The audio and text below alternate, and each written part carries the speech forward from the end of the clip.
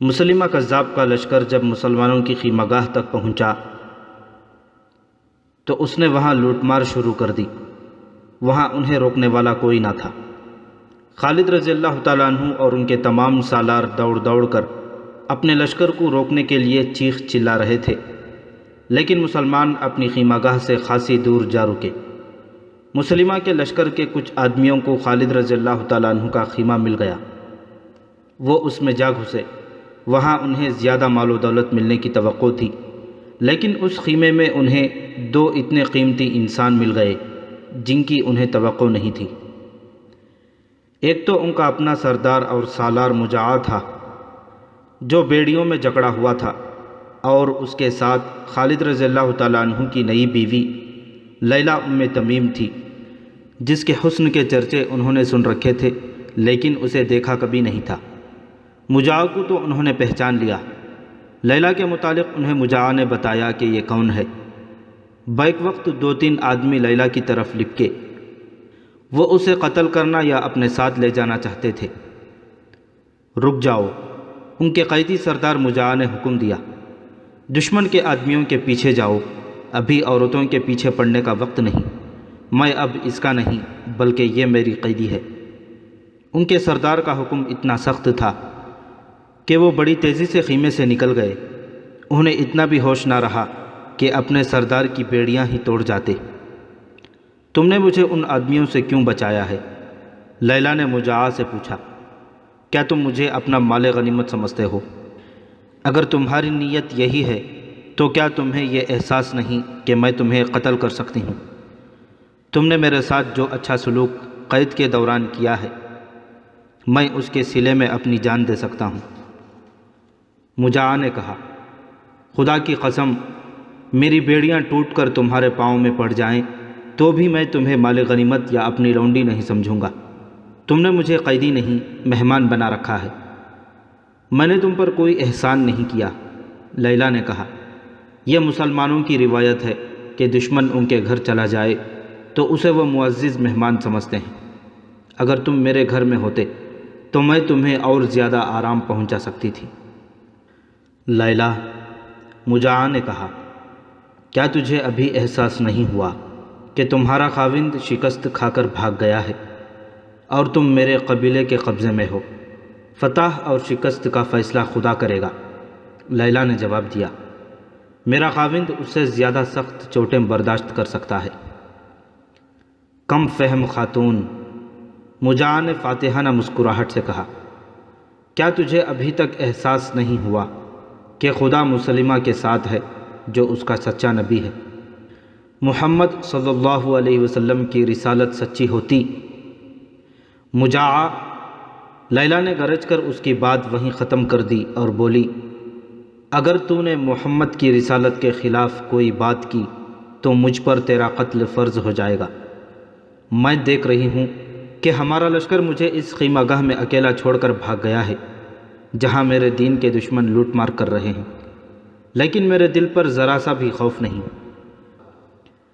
مجاع خاموش رہا اور وہ کچھ دیر نظریں لیلہ کے چہرے پر گاڑے رہا۔ باہر فاتح لشکر کا فاتحانہ غلغباڑہ تھا۔ وہ مسلمانوں کے خیموں کو پھاڑ پھاڑ کر ان کے ٹکڑے بکھیر رہے تھے۔ مجاع اور لیلہ کو توقع تھی کہ ابھی مسلمہ کے آدمی آئیں گے اور دونوں کو ساتھ لے جائیں گے، لیکن اچانک باہر کا غلغباڑہ ختم ہو گیا اور لوٹ مار کرنے والے تمام لوگ بھاگتے دوڑتے خیمہ گاہ سے نکل گئے۔ اس کی وجہ یہ تھی کہ مسلمہ کی طرف سے حکم آیا تھا کہ فوراً واپس میدان اقربہ میں پہنچو، کیونکہ مسلمہ نے دیکھ لیا تھا کہ مسلمان بڑی تیزی سے اکٹھے ہو کر منظم ہو رہے تھے۔ مسلمہ کوئی خطرہ مول نہیں لینا چاہتا تھا، وہ مسلمانوں کی شجاعت اور ان کے جذبے سے مرغوب تھا۔ مجاع اور لیلہ خیمے میں اکیلے رہ گئے۔ مجاع کے چہرے پر جو رونق آئی تھی وہ پھر بجھ گئی۔ خالد رضی اللہ تعالیٰ عنہ اتنی جلدی ہار ماننے والے نہیں تھے۔ ضائع کرنے کے لیے ان کے پاس ایک لمحہ بھی نہیں تھا۔ انہوں نے اپنے سالاروں اور کمانڈروں کو اکٹھا کیا اور انہیں اس پسپائی پر شرم دلائی۔ اتنے میں ایک گھوڑا سرپٹ دوڑتا آیا اور سالاروں وغیرہ کے اس اجتماع میں آ رکا۔ وہ عمر رضی اللہ تعالیٰ عنہ کے بھائی زید بن خطاب رضی اللہ تعالیٰ عنہ تھے۔ خدا کی قسم ابن ولید، زید رضی اللہ تعالیٰ عنہ بن خطاب نے گھوڑے سے کود کر اترتے ہوئے جوشیلی آواز میں کہا، میں نے مسلمہ کا دایاں ہاتھ کاٹ دیا ہے، میں نے نہار الرجال کو اپنے ہاتھوں قتل کیا ہے، یہ اللہ کا اشارہ ہے کہ فتح ہماری ہوگی۔ نہار الرجال کا ہلاک ہو جانا مسلمہ کے لیے معمولی نقصان نہیں تھا۔ بتایا جا چکا ہے کہ وہ مسلمہ کا معتمد خاص، واحد مشیر اور صحیح معنوں میں دست راست تھا۔ خالد رضی اللہ تعالیٰ عنہ اور ان کے سالاروں نے یہ خبر سنی تو ان کے چہروں پر تازہ حوصلوں کی سرخی آ گئی۔ کیا تم جانتے ہو ہمیں کس جرم کی سزا ملی ہے؟ خالد رضی اللہ تعالیٰ عنہ نے غصیلی آواز میں کہا، مجھے بتایا گیا ہے کہ ہمارے لشکر میں دل پھٹ گئے ہیں۔ لڑائی سے پہلے ہی ہمارے لشکر کے مہاجر کہنے لگے تھے کہ بہادری میں انصار اور بدو ان کا مقابلہ نہیں کر سکتے۔ انصار کہتے تھے کہ مسلمانوں میں ان جیسا بہادر کوئی نہیں، اور بدوؤں نے کہا کہ مکہ اور مدینہ کے لوگ تو یہ بھی نہیں جانتے کہ جنگ ہوتی کیا ہے۔ تم جانتے ہو کہ ہم میں مکہ کے مہاجر بھی ہیں، مدینے کے انصار بھی ہیں، اور ارد گرد کے علاقوں سے آئے ہوئے بدو بھی ہمارے ساتھ ہیں۔ ان لوگوں نے ایک دوسرے پر تانا زنی شروع کر دی ہے۔ اس کا ہمارے پاس کوئی علاج نہیں، ایک سالار نے کہا۔ میرے پاس اس کا علاج ہے، خالد رضی اللہ تعالیٰ عنہ نے کہا۔ ہم نے لشکر میں ان سب کو اکٹھا رکھا ہوا ہے، مزید وقت ضائع کیے بغیر تم سب جاؤ اور مہاجرین کو الگ، انصار کو الگ اور بدوؤں کو الگ کر لو۔ تھوڑے سے وقت میں خالد رضی اللہ تعالیٰ عنہ کی حکم کی تعمیل ہو گئی۔ لشکر 3 حصوں میں تقسیم ہو چکا تھا، ایک حصہ مہاجروں کا، دوسرا انصار کا اور تیسرا بدوؤں کا تھا۔ خالد رضی اللہ تعالیٰ عنہ گھوڑے پر سوار ان کے سامنے جا کھڑے ہوئے۔ اللہ کے سپاہیوں، خالد رضی اللہ تعالیٰ عنہ نے بڑی ہی بلند آواز میں کہا، ہم نے میدان میں پیٹھ دکھا کر دشمن کے لیے ہنسی اور تانا زنی کا موقع پیدا کر دیا ہے۔ کون کہہ سکتا ہے کہ تم میں سے کون بہادری سے لڑا اور کون سب سے پہلے بھاگ اٹھا، مہاجرین، انصار یا بدو؟ اب میں نے تمہیں اس لیے الگ الگ کر دیا ہے کہ دشمن پر فوراً جوابی حملہ کرنا۔ اب دیکھیں گے کہ تم میں سے کون کتنا بہادر ہے۔ بہادری اور بزدلی کا فیصلہ تانا زنی سے نہیں کیا جا سکتا۔ میدان میں کچھ کر کے دکھاؤ، لیکن اتحاد کو ہاتھ سے نہ جانے دینا۔ رسول اللہ صلی اللہ علیہ وسلم نے تمہیں جس باہمی پیار کا سبق دیا تھا وہ بھول نہ جانا۔ تم میں سے کوئی گروہ دشمن کے دباؤ کو برداشت نہ کرتے ہوئے پیچھے ہٹے تو دوسرے گروہ اس کی مدد کو پہنچے۔ ہمیں دشمن پر ثابت کرنا ہے کہ مسلمہ جھوٹا نبی ہے۔ اگر ہم شکست کھا گئے تو یہ جھوٹی نبوت ہم پر مسلط ہو جائے گی اور ہم مسلمہ کے غلام اور ہماری عورتیں مرتدین کی لونڈیاں بن جائیں گی۔ خالد رضی اللہ تعالیٰ عنہ کے یہ الفاظ ان تیروں کی طرح کارگر ثابت ہوئے جو اپنے نشانے سے ادھر ادھر نہیں جایا کرتے۔ لشکر میں نیا جوش اور نیا ولولہ پیدا ہو گیا۔ ادھر مرتدین مجاہدین کی خیمہ گاہ لوٹ کر اور تباہ کر کے جا چکے تھے، ادھر مسلمان اشارہ ملتے ہی مسلمہ کے لشکر کی طرف چل پڑے۔ مسلمہ نے اپنے لشکر کو پھر حملہ روکنے کی ترتیب میں کر لیا تھا۔ جب مجاہدین اسلام کا لشکر مقابلے میں پہنچا تو انصار کے ایک سردار ثابت بن قیس گھوڑے کو ایڑ لگا کر لشکر کے سامنے آ گئے۔ آئے اہل مدینہ، انہوں نے بلند آواز سے کہا، تم ایک شرمناک مظاہرہ کر چکے ہو۔ ثابت بن قیس نے دشمن کی طرف اشارہ کر کے کہا، اے میرے اللہ، جس کسی کی یہ لوگ عبادت کرتے ہیں میں اس پر لعنت بھیجتا ہوں۔ انہوں نے مجاہدین کی طرف منہ کر کے کہا، اے اللہ، جو بری مثال میرے اس لشکر نے قائم کی ہے میں اس پر بھی لعنت بھیجتا ہوں۔ اتنا کہہ کر ثابت بن قیس نے نیام سے تلوار کھینچی اور گھوڑے کا رخ دشمن کی طرف کر کے ایڑ لگا دی۔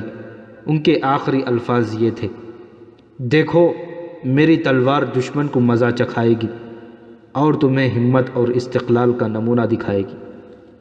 ثابت بن قیس نے گھوڑے کو ایڑ لگائی اور خالد رضی اللہ تعالیٰ عنہ نے حملے کا حکم دے دیا۔ مورخ لکھتے ہیں کہ ثابت بن قیس کی تلوار ایسی شدت اور ایسی مہارت سے چل رہی تھی کہ جو ان کے سامنے آیا وہ پھر اپنے پاؤں پر کھڑا نظر نہ آیا۔ ان کے جسم کا شاید ہی کوئی حصہ رہ گیا ہوگا جہاں دشمن کی کوئی برچھی یا تلوار نہ لگی ہو۔ دشمن کی صفوں کے دور اندر جا کر ثابت بن قیس گرے اور شہید ہو گئے۔ اپنے لشکر کے لیے وہ واقعی ہمت و استقلال کا بے مثال نمونہ پیش کر گئے۔ محمد حسین ہیکل نے بعض مورخوں کے حوالے دے کر لکھا ہے کہ خالد رضی اللہ تعالیٰ عنہ کے لشکر نے قسمیں کھا لی تھیں کہ اب ان کی لاشیں ہی اٹھائی جائیں گی، وہ زندہ نہیں نکلیں گے۔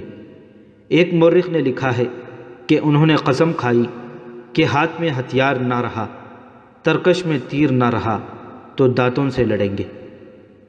خالد رضی اللہ تعالیٰ عنہ نے یہ مثال قائم کی کہ چند ایک جانباز چن کر اپنے ساتھ اس عزم سے کر لیے کہ جہاں لڑائی زیادہ خطرناک ہوگی وہاں ان جانبازوں کے ساتھ جا کودیں گے۔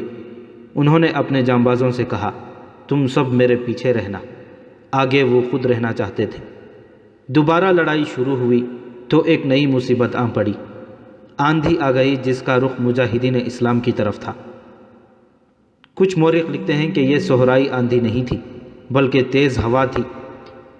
میدان جنگ میں گھوڑوں اور پیادوں کی اڑائی ہوئی گرد زمین سے اٹھتے بادلوں کی مانند تھی۔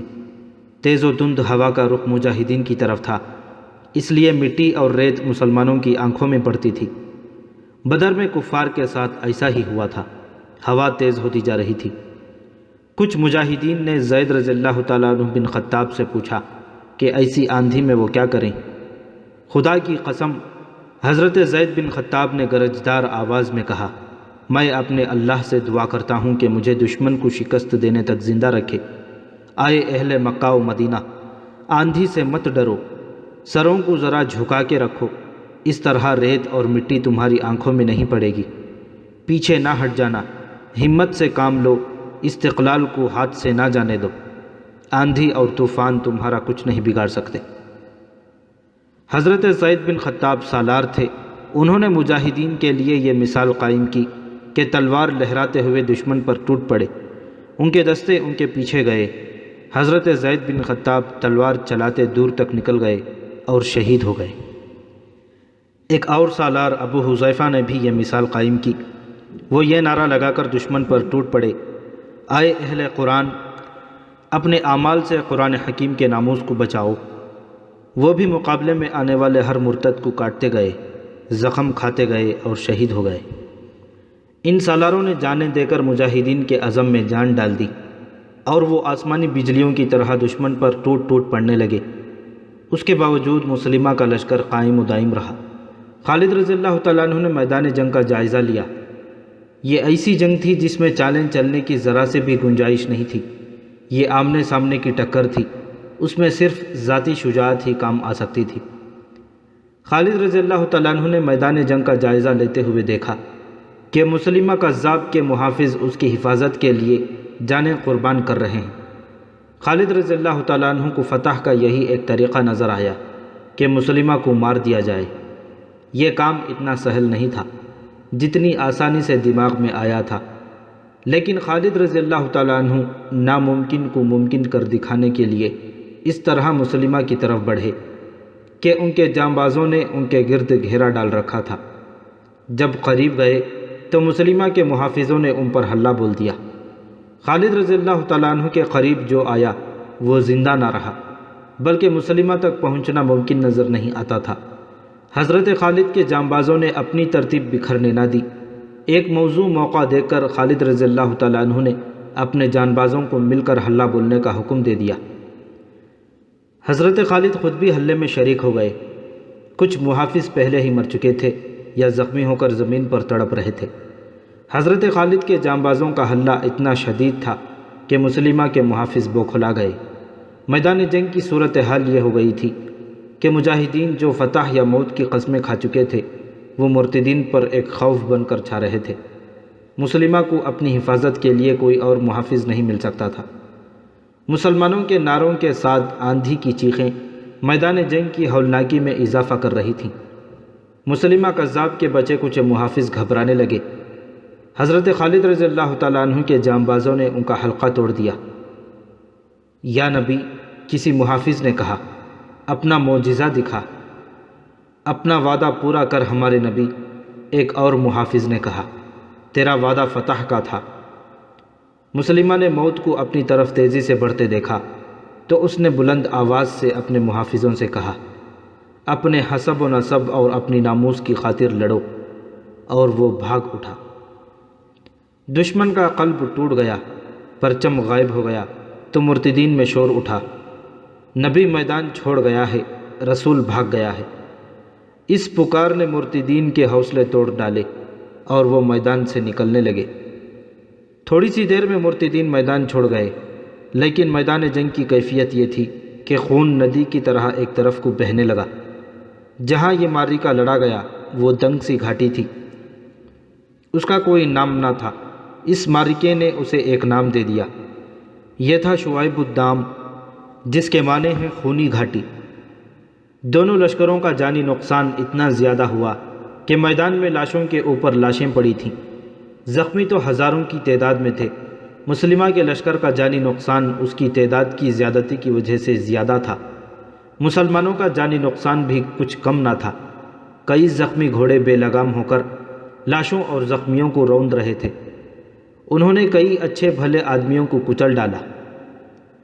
مسلمہ کذاب کا لشکر جب بددل ہو کر بھاگا تو مجاہدین اس کے تعاقب میں گئے۔ مسلمہ کا ایک سالار محکم بن طفیل اپنے لشکر کو پکار رہا تھا، بنو حنیفہ باغ کے اندر چلے جاؤ۔ انہیں اب باغ میں ہی پناہ مل سکتی تھی۔ اس باغ کا نام حدیقۃ الرحمن تھا، جو وسیع و عریض تھا، اس کے ارد گرد دیوار تھی۔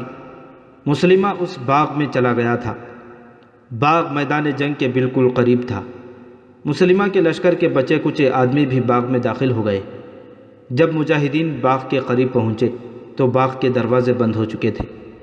مورخین کے مطابق باغ میں پناہ لینے والے مرتدین کی تعداد 7,000 تھی۔ خالد رضی اللہ تعالیٰ عنہ گھوڑا دوڑاتے باغ کے ارد گرد گھوم گئے۔ انہیں اندر جانے کا کوئی راستہ نظر نہ آیا۔ اندر جانا ضروری تھا، مسلمہ کو قتل کرنا تھا تاکہ یہ فتنہ ہمیشہ کے لیے ختم ہو جائے۔ اللہ کے اپنے مجاہد برا بن مالک رضی اللہ تعالیٰ عنہ آگے بڑھے اور بولے، مجھے اٹھا کر دیوار کے اندر پھینک دو، خدا کی قسم دروازہ کھول دوں گا۔ برا بن مالک رضی اللہ تعالیٰ عنہ صحابہ اکرام میں خصوصی درجہ رکھتے تھے۔ کسی نے بھی گوارا نہ کیا کہ انہیں باغ کے اندر پھینک دیا جائے، لیکن انہوں نے اتنا زیادہ اصرار کیا کہ 2-3 مجاہدین نے انہیں اپنے کندھوں پر کھڑا کر دیا اور وہ دیوار پر جا کر باغ میں کود گئے۔ باغ میں دشمن کے 7,000 آدمی تھے اور برا رضی اللہ تعالیٰ عنہ اکیلے۔ 7,000 کفار میں ایک مسلمان کا کود جانا ایسے ہی تھا جیسے کوئی آتش فشاں پہاڑ کے دہانے کے اندر کود گیا ہو۔ برا بن مالک رضی اللہ تعالیٰ عنہ سراپا عشق تھے جو آتش نمرود میں کود گئے تھے۔ انہوں نے باغ کا دروازہ اندر سے کھولنے کا بے حد خطرناک کام کسی کے حکم کے بغیر اپنے ذمے لے لیا تھا۔ انہوں نے دروازے کے قریب سے دیوار پھاندی تھی۔ 7,000 بنو حنیفہ جو باغ کے اندر چلے گئے اور جنہوں نے دروازہ بند کر لیا تھا، ابھی افراتفری کے عالم میں تھے۔ انہیں معلوم تھا کہ مسلمان ان کے تعاقب میں آ گئے ہیں اور انہوں نے باغ کو محاصرے میں لے لیا ہے، لیکن وہ سوچ بھی نہیں سکتے تھے کہ کوئی مسلمان اکیلا دیوار پھاند کر اندر آنے کی جرأت کر سکتا ہے۔ وہ کون ہے؟ کسی نے بڑی بلند آواز میں کہا۔ وہ دروازہ کھول رہا ہے۔ برا بن مالک رضی اللہ تعالیٰ عنہ کو کسی نے دیکھ لیا اور ایک نے پہچان کر نعرہ لگایا، مسلمان ہے، کاٹ دو اسے۔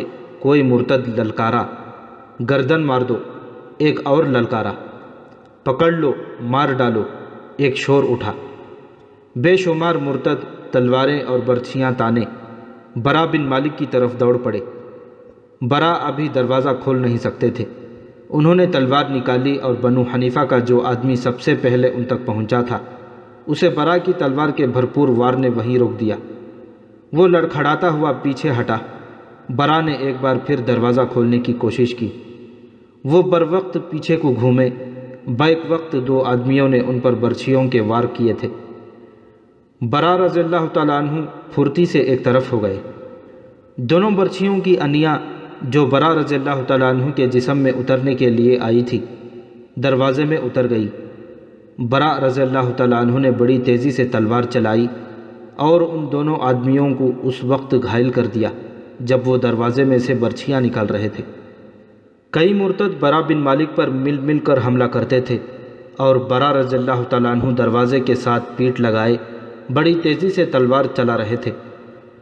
ان کی زبان سے دو ہی نعرے گرجتے تھے، اللہ اکبر، محمد الرسول اللہ صلی اللہ علیہ وسلم۔ وہ وار روکتے، وار کرتے اور دروازہ کھولنے کی کوشش کرتے تھے۔ تاریخ میں لکھا ہے کہ برا بن مالک نے بنو حنیفہ کے بہت سے آدمیوں کو ہلاک اور زخمی کیا اور دروازہ کھول دیا۔ بعض مورخوں نے یہ بھی لکھا ہے کہ برا بن مالک کے پیچھے چند اور مسلمان دیوار پھاند کر اندر چلے گئے تھے، جنہوں نے تیروں سے مرتدین کو روکے رکھا اور برا بن مالک نے دروازہ کھول دیا۔ اس پر تمام مورخ متفق ہیں کہ سب سے پہلے برا بن مالک دیوار پھاند کر اندر گئے تھے۔ دروازے کھلتے ہی مسلمان اس طرح دروازے میں سے اندر جانے لگے جیسے نہر کا کنارہ کہیں سے ٹوٹ گیا ہو۔ بہت سے مسلمان خالد رضی اللہ تعالیٰ عنہ کے کہنے پر دیوار پر چڑھ گئے۔ یہ سب تیر انداز تھے، انہوں نے بنو حنیفہ پر تیروں کا مہ برسا دیا۔ مسلمان جو اندر چلے گئے تھے وہ بنو حنیفہ پر قہر کی مانند ٹوٹے۔ مرتدین کا قتل عام ہونے لگا، ان کے بھاگ نکلنے کے راستے مسدود ہو گئے۔ وہ اب زندہ رہنے کے لیے لڑ رہے تھے۔ ان کا نبی خواہ جھوٹا ہی تھا ان کے ساتھ تھا، اس کی للکار سنائی دے رہی تھی اور وہ بڑی بے جگری سے لڑ رہے تھے۔ مرتدین کی تعداد بہت زیادہ تھی جو بڑی تیزی سے کم ہوتی جا رہی تھی۔ باغ خون سے سیراب ہو رہا تھا۔ خالد رضی اللہ تعالیٰ عنہ کے ذہن میں یہی ایک ارادہ تھا کہ مسلمہ کو قتل کیا جائے ورنہ لڑائی ختم نہیں ہوگی، لیکن مسلمہ کہیں نظر نہیں آ رہا تھا۔ مسلمہ کذاب خالد رضی اللہ تعالیٰ عنہ کو تو نظر نہیں آ رہا تھا، ایک اور انسان تھا جس کی عقابی نگاہوں نے مسلمہ کو دیکھ لیا تھا۔ وہ حبشی غلام وحشی بن حرب تھا۔ برچھی نشانے پر پھینکنے میں وحشی کا مقابلہ کرنے والا کوئی نہ تھا۔ اس نے ایک بار اپنی برچھی کا کمال سب کو دکھایا تھا۔ ایک رقاصہ کے سر پر ایک کڑا جو کانچ کے اوسط سائز کا تھا، اس کے بالوں کے ساتھ اس طرح باندھ دیا گیا تھا کہ کڑا اس کے سر پر کھڑا تھا۔ وہ ناچنے لگی اور وحشی برچھی لے کر چند قدم دور کھڑا ہو گیا۔ اس نے برچھی ہاتھ پر اٹھا کر تولی۔ رقاصہ رقص کر رہی تھی۔ جو ہی رقاصہ موزوں زاویے پر آئی، وحشی نے تاک کر برچھی پھینکی۔ برچھی رقاصہ کے سر پر کھڑے کڑے میں سے گزر گئی۔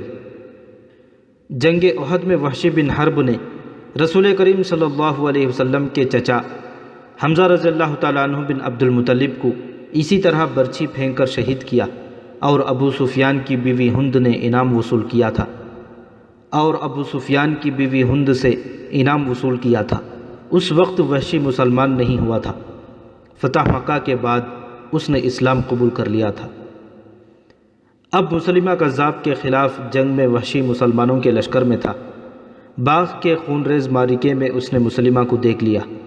اس نے خالد رضی اللہ تعالیٰ عنہ کی زبان سے سن لیا تھا کہ مسلمہ کو ختم کیے بغیر لڑائی ختم نہیں ہوگی۔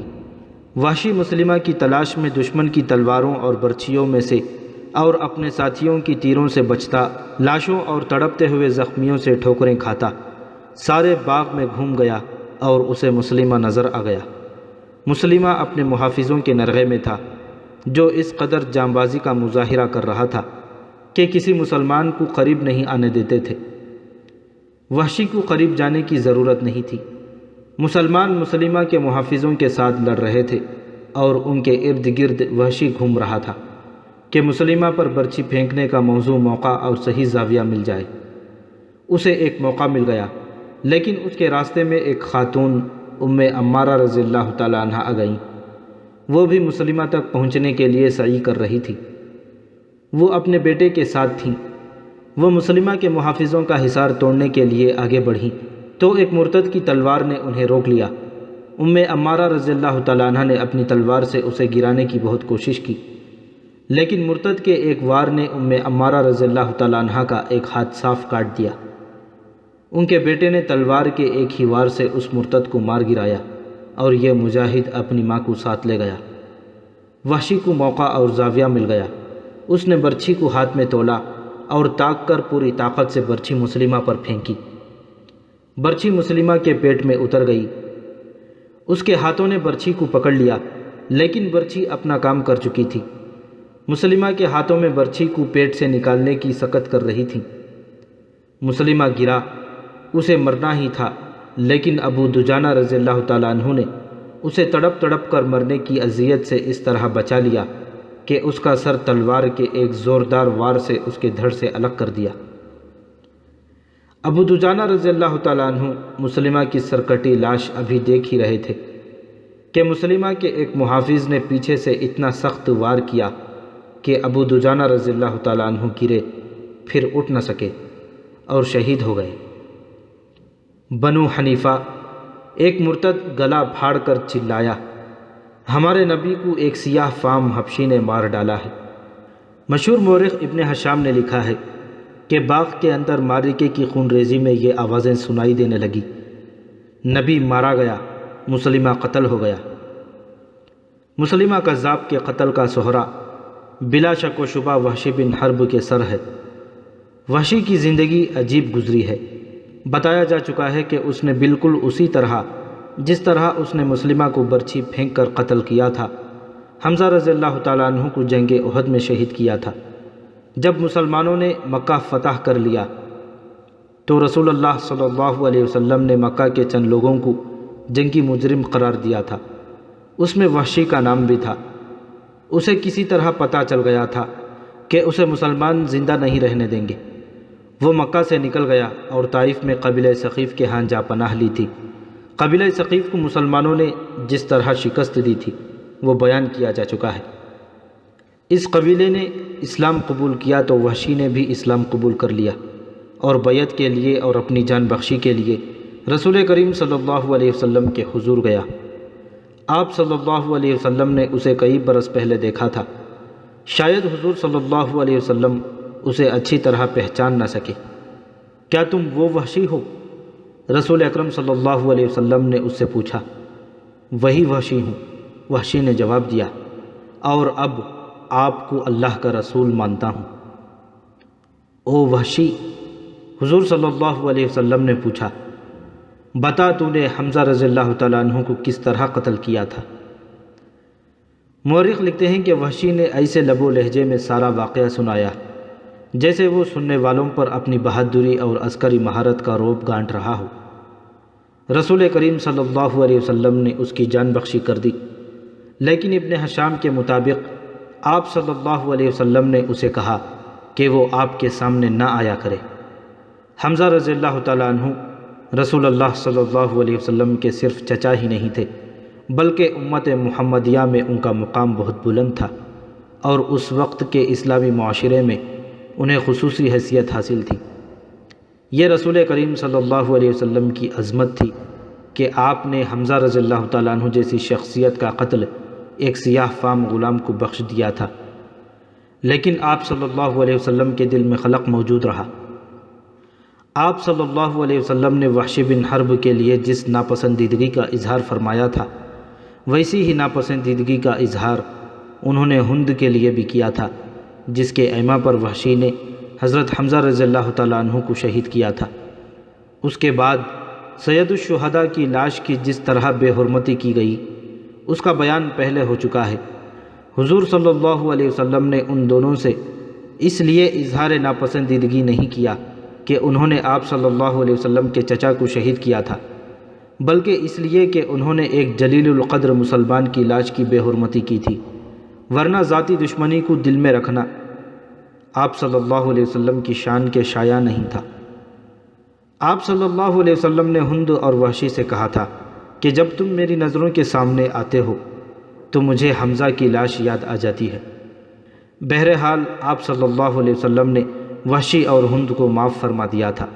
وحشی بن حرب رسول کریم صلی اللہ علیہ وسلم کا گرویدہ ہو چکا تھا، مگر حضور اکرم صلی اللہ علیہ وسلم نے اسے اچھا نہیں سمجھا تھا، جس کا وحشی کو بہت دکھ تھا۔ وہ مکہ سے چلا گیا اور اس نے 2 سال طائف کے علاقے میں کبھی یہاں کبھی وہاں گزارے۔ اس پر خاموشی طاری رہتی اور وہ سوچوں میں گم رہتا تھا۔ اس نے اسلام کو دل سے قبول کر لیا تھا، وہ سچا مسلمان رہا۔ 2 سال بعد اپنے بے چین ضمیر کو مطمئن کرنے کے لیے وہ اسلامی لشکر میں شامل ہو گیا اور اس نے خالد رضی اللہ تعالیٰ عنہ کے دستے میں رہنا پسند کیا۔ یمامہ کی جنگ میں اسے پتہ چل گیا تھا کہ خالد رضی اللہ تعالیٰ عنہ مسلمہ کو ہلاک کرنے کی کوشش میں ہیں۔ یہ فرض اس نے اپنے ذمے لے لیا اور فرض پورا کر دیا۔ اس کے بعد وحشی خالد رضی اللہ تعالیٰ عنہ کے دستوں میں رہا اور کئی لڑائیوں میں اس نے بہادری کے جوہر دکھائے۔ شام کی فتح کے بعد وہ اسلامی لشکر سے الگ ہو کر حمص میں گوشہ نشین ہو گیا۔ مورخوں نے لکھا ہے کہ ایسے معلوم ہوتا تھا جیسے حمزہ رضی اللہ تعالیٰ عنہ کا قتل بہت بڑا گناہ بن کر اس کے ضمیر پر سوار ہو گیا ہو۔ اس نے شراب نوشی شروع کر دی، جو عیاشی نہیں تھی بلکہ وہ اپنے آپ کو فراموش کر کے الگ پڑا رہتا تھا۔ حضرت عمر رضی اللہ تعالیٰ عنہ نے اپنے دور خلافت میں اسے شراب نوشی کے جرم میں 80 کوڑوں کی سزا دی تھی، جس کا اس پر کچھ اثر نہیں ہوا تھا۔ وہ شراب پیتا رہا۔ زندگی کے آخری دنوں میں اسے ایسی شہرت ملی کہ لوگ اسے عقیدت سے ملتے تھے، مگر وہ ہوش میں کم ہی ہوتا تھا۔ جب کبھی ہوش میں ہوتا تو لوگوں کو حمزہ رضی اللہ تعالیٰ عنہ اور مسلمہ کے قتل کے واقعات سناتا تھا۔ لوگ اس سے یہی واقعات سننے کے لیے جاتے تھے۔ اس نے کئی بار اپنی برچھی ہاتھ میں لے کر کہا، میں جب مسلمان نہیں تھا تو اس برچھی سے میں نے ایک بڑے ہی اچھے آدمی کو قتل کیا تھا، اور جب میں مسلمان ہوا تو اس برچھی سے ایک بہت برے آدمی کا قتل کیا۔